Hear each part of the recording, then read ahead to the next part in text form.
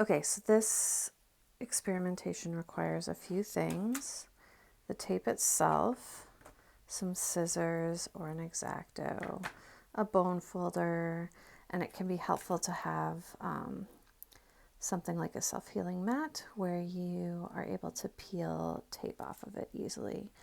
You'll also need water to get the paper off of the tape, and of course your book, whatever page you're going to use for that. One of the nice things about tape transfers compared to a lot of other ways of transferring is you don't have to reverse text. You can take text from magazines or newspapers or whatever. I have this little piece of paper that says unemployment, and I can use that just as it is, and it will not be reversed afterwards. So here I have my little butterflies that I'm transferring, and I am getting them wet so I can actually submerge this even more. It's okay if the tape curls up, it'll live through that. And we're just going to let it soak for a minute so that it gets fully saturated. One key to this going well is to make sure that your ink from whatever you're transferring from is transferring to that tape. And the way to make that happen is to just use the bone folder really firmly, like this, pressing down over all of the area to make sure that ink is contacting really strongly with the tape. And you can actually see, if we get up close, let's see. So if we look kind of right in this area right here, it's a little sunny, so it's a little hard to see, but when you're pressing, you can actually see the color darken once it's in contact with that tape, which is a good way to know that it's working. So I just pulled these butterflies out of the water, and we're going to test to see if they're ready to get peeled off. Just going to hold this down with my fingers and then sort of gently use a fingernail to work this away. This is still pretty firm, so we're going to pop it back in for a minute. Okay, it looks like this one is pretty ready to go. You can see that it's kind of peeling up here, so I'm able to peel back in one kind of long, good pull. That's ideal if you can make that happen, because then you just have less work. So you can see what's starting to come through. It's going to be translucent. You can see on this side right here that it's more translucent versus this. We have more paper to peel off, so we still have some of that backing on there. But when you get it down to what you want, just the ink, it should be a translucent looking thing. Sometimes it can be helpful to pop it back in the water just to let it have a little secondary soak. Otherwise, if you are scratching too hard, it is pretty easy to take that ink off with the paper that you're trying to remove. If you want to do something large as a tape transfer, the important thing to remember is just that you overlap your pieces slightly so that you have a little bit of tape overlapping this other tape. The reason you want to do that is the only thing holding it together. The paper is going to be removed, so you'll need that tape to stick to itself so that it holds together as a single image.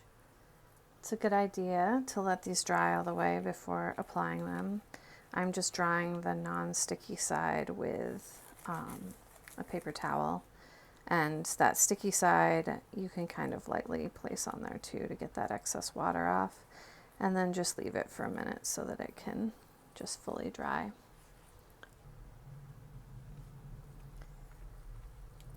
The goal is to get all of the newspaper or magazine paper off. That way you have this translucent image that you can do whatever you want with, and you can see through it. That's kind of the fun of this particular thing. So definitely once you have peeled one round off, it's not going to necessarily be fully done right away. So you can see with this one there's some paper left on it, so I'm going to go ahead and stick that back in there until I get it to a fully translucent state.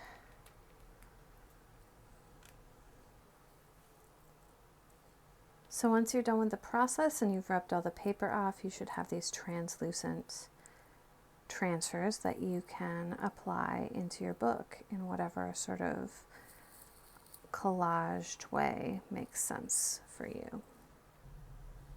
So you can see on this one, this area up top is where I stopped pressing down with a bone folder. So having that contact really matters if you want to get a clear transfer. Or if you want a really sort of grainy looking transfer, you can also intentionally make the contact more limited so that you get something that looks a little more experimental.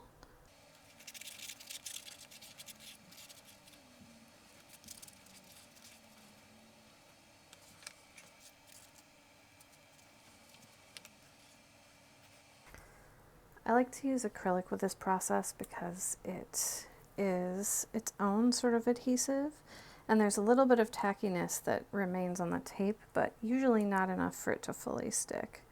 So having that acrylic there kind of just helps it adhere.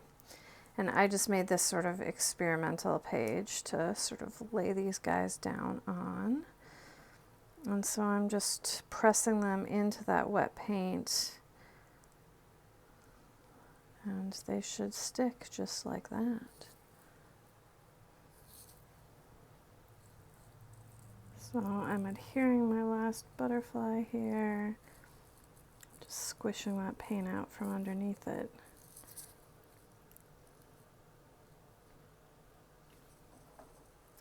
Bone folders are good for this too.